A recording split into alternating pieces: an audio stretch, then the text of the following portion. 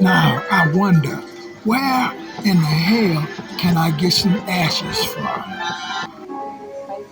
Well, I want to see how well this will work on that rubber tire.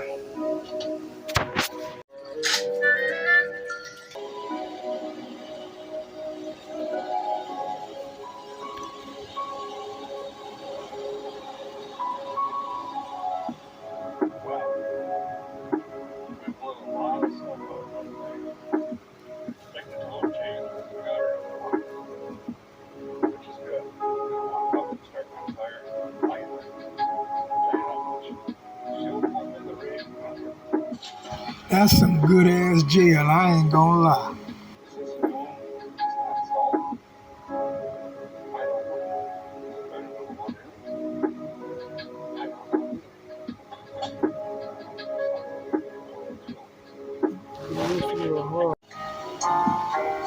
Well, as you can see, looks like it did the job.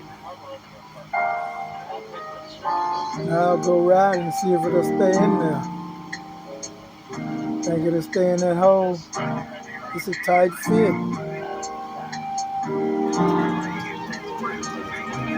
Boy, that's a lot of